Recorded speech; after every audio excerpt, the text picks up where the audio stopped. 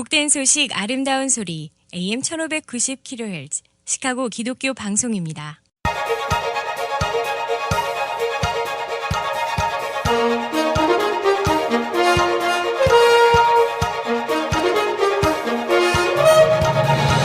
김정일 해설위원의 시사 해설.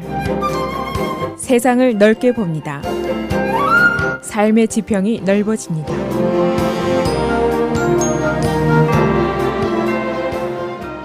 시사해설입니다.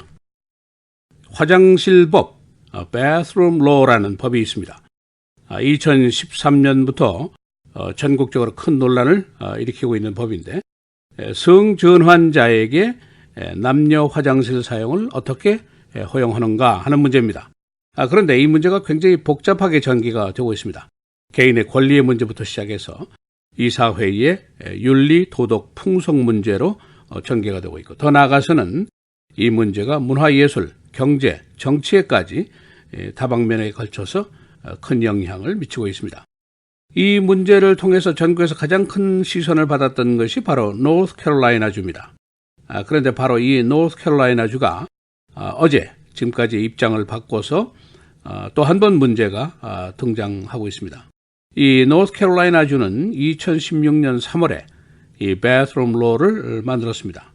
그 내용은 성전환자가 자신의 남녀 성별 아이디에 따르지 않고 출생증명서에 있는 대로 한다, 이렇게 되어 있습니다. 다시 말하면 성전환자의 사용실 사용 권리를 제한하는 법입니다.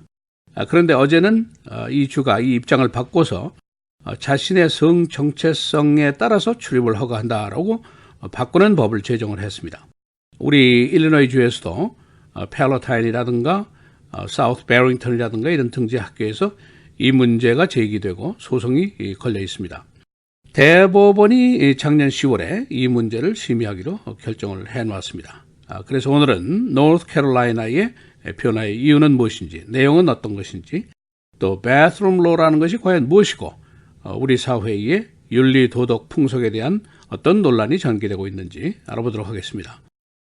이 화장실법이라는 거, 우리 주변에 논란의 대상이 되어 있는 여러 가지 소셜 이슈들 중에 하나입니다. 예를 들어서 낙태법, 동성결혼 허용법, 또 공립학교 내에서 기도를 할 수 있느냐, 권리가 어디까지냐 하는 문제, 또 모세 10계명을 정부 시설 내에 전시할 수 있는가 하는 문제, 이런 문제들이 있고, 또 거슬러 올라가면은 동양인에 대한 결혼 차별법이 과거에 있었죠. 또 흑인 차별도 있었고, 이렇게 이 사회의 도덕, 윤리, 풍속의 기준이 되었던 여러 가지 룰들이 있는데, 그 중에 하나가 관련되어 있는 문제입니다. 이 노스캐롤라이나주는 전국에서 가장 보수적인 주 중에 하나인데, 작년 3월에 트랜스젠더, 성전환자의 공중 화장실 사용에 대한 제한법을 제정했습니다. 그 내용은 성전환자가 자신의 성 정체성 선언에도 불구하고 출생증명서에 있는 대로 한다. 그러니까 이 법은 명분상으로는 공공의 안전을 위한 것이다 하는 것이지만, 내용상으로 보면은 동성애라든가 양성자라든가 성전환자라든가 소위 우리가 흔히 얘기하는 LGBT 그룹, 여기에 대한 차별법이라고 할 수가 있습니다. 그런데 당시에 이 법안에 서명을 했던 로이 쿠퍼 주지사가 선거에서 낙선을 하고 말았습니다. 그리고 전국에 있는 체육 문화단체, 예술단체들이 노스캐롤라이나로 가려던 행사 유치를 모두 거부했습니다. 그런가 하면 도이치뱅크 같은 주요 기업들도 노스캐롤라이나에서 떠나겠다고 선언을 했습니다. 그래서 노스캐롤라이나주가 전국적으로 명예가 실추가 됐고, 정치, 경제, 사회, 문화적으로 큰 피해를 당하게 됐습니다. 이 주는 바스켓볼 주라고 할 수가 있습니다. 그런데 현재 그 대학 농구 협회 NCAA가 어제까지 최후 데드라인 통첩을 했습니다. 그 주가 법을 바꾸든지 아니면은 우리는 2022년까지 이 주에서 경기를 보이콧하겠소 하는 통첩이었습니다. 그래서 어제 공화당 다수당인 지금 노스캐롤라이나 의회, 그리고 민주당 가버너인 이 주가 종전의 법을 바꾸기로 하고 의회에 새 개정안을 상정을 했습니다. 결론은 아직 나지를 않았습니다. 이 AP통신에 따르면 이번 사태로 인한 노스캐롤라이나주의 경제적인 손실이 무려 37억 달러입니다. 12년 동안에 이렇게 큰 돈이 손실이 나게 되어 있습니다. 노스캐롤라이나주가 반성전환자법을 만들었다가 큰 곤욕을 치렀지만은 그러나 전국적인 여론조사를 보면은 꼭 그렇지만은 않습니다. 퓨 리서치에 따르면은 성인 51%가 성전환자의 정체성대로 화장실 사용을 하도록 하자 찬성을 하고 있고, 그러나 46%가 여기에 반대를 하고 있습니다. 그러니까 거의 반반이라고 볼 수가 있습니다. 보수계 주들은 이 bathroom law를 찬성하고 있고, 진보적인 주들은 반대를 하고 있습니다. 2016년 3월 법무부, 교육부가 지침을 만들어서 각 학교에 하달을 했는데 화장실 사용 권리를 성전환자 학생들에게 인정해라 하는 얘기입니다. 그러나 일리노이주에서도 여러 학교에서 이 문제가 일어났고 학교들이 거부를 하고 그래서 여러 제소가 지금 진행되고 있습니다. 일이 이쯤 되니까 연방 대법원이 나섰습니다. 우리가 심의를 하겠다 하고 결정을 했는데 2016년 10월에 버지니아주에 있었던 한 제소가 있는데 여기에 대해서 심의 결정을 하겠다 하고 입장을 밝혔습니다. 이 소송은 연방사지구 법원에서는 성전환 학생에 대한 승소 판결을 했습니다만, 그러나 학교 측이 여기에 대해서 불복을 해서 다시 진행이 되고 있습니다. 이 어떻게 보면은 좀 우스꽝스러운 논쟁이라고 볼 수가 있죠. 그러나 사실은 그렇게 간단하지가 않습니다. 이것이 단순히 안전 또는 프라이버시의 문제가 아닙니다. 개인 권리에 대한 문제죠. 그러니까 동성애 결혼 합법 판결도 비슷한 케이스입니다. 많은 사람들이 동성애 판결이 부도덕한 것이다 라고 간주하고 있습니다만, 그러나 이 판결은 대법원이 동성애가 괜찮은 것이니까 해도 좋다라고 판결한 것이 아닙니다. 그 핵심은 동성애자라고 할지라도 헌법에 보장된 동등 권리를 보유한다.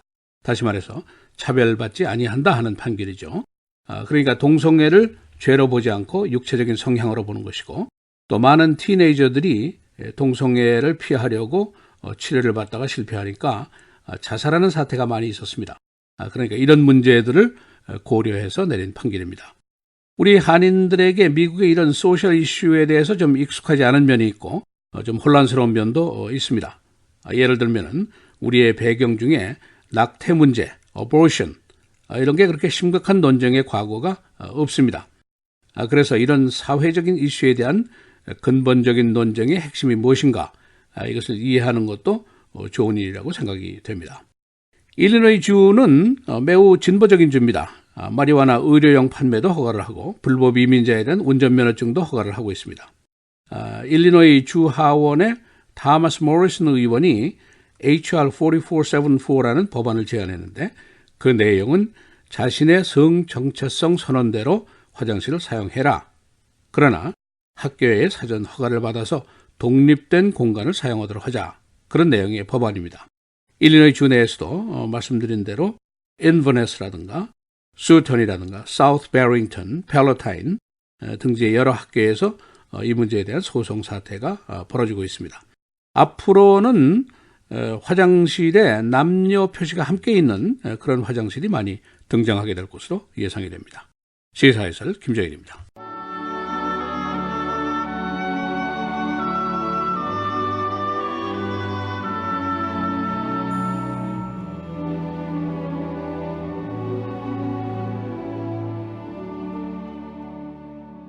속지 말라. 악한 동무들은 선한 행실을 더럽히나니 깨어 의를 행하고 죄를 짓지 말라. 하나님을 알지 못하는 자가 있기로 내가 너희를 부끄럽게 하기 위하여 말하노라.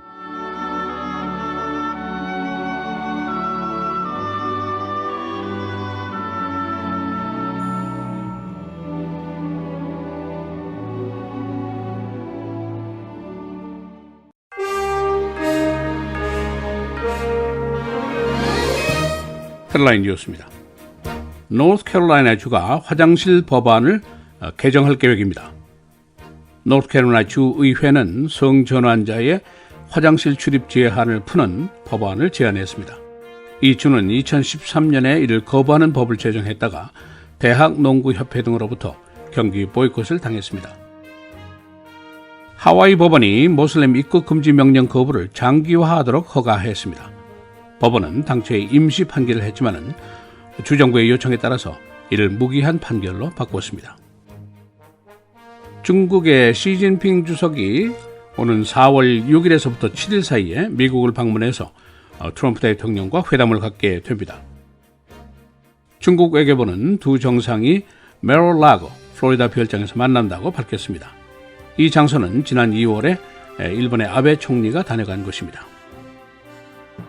상원의 러시아 조사 청문회가 오늘부터 시작이 됩니다. 상원은 트럼프 대통령 측근과 러시아 관리의 접촉관계, 그리고 러시아의 선거 영향력 행사 등을 조사하게 됩니다. 하원 조사는 데빈 너너스 조사위원장의 화이트하우스 사전 방문 해프닝으로 조사가 중단되어 있습니다. 오클라호마 거주자가 자신의 주택을 침입한 절도범 3명을 총으로 쏴서 절명시켰습니다. 이 거주자는 절도범들의 침입 시에 911 전화를 걸어서 자신이 총을 발사했다고 신고했습니다. 그는 정당 방위를 주장했습니다. 박근혜 전 대통령에 대한 구속 여부가 시카고 시간으로 오늘 낮에 결정될 것으로 보입니다. 박 전 대통령은 오늘 법원에서 8시간 40분 동안 구속 적부 심리를 받은 이후에 검찰청 10층에 마련된 임시 유치장에 대기하고 있습니다. 시카고시의 불법 이민자를 위한 신분증 내용이 밝혀졌습니다. 시 당국은 이 아이디로 불법 이민자들의 벌금 납부, 경찰 신고, 빌딩 출입 등에 사용하도록 할 계획입니다. 당초에 이 아이디 정보가 연방정부의 불법 이민 단속에 사용될 것이라는 우려가 있었습니다. 리글리 필드 플라자가 오는 4월 10일에 개장합니다. 이날은 컵스의 홈 오프너 날입니다. 2층 빌딩인 이 플라자에는 각종 기념품 판매, 식당, 바들이 들어서게 됩니다. 오로라에 있는 노인 아파트에 괴한이 침입해서 노인들을 여러 명 구타하고 도주했습니다.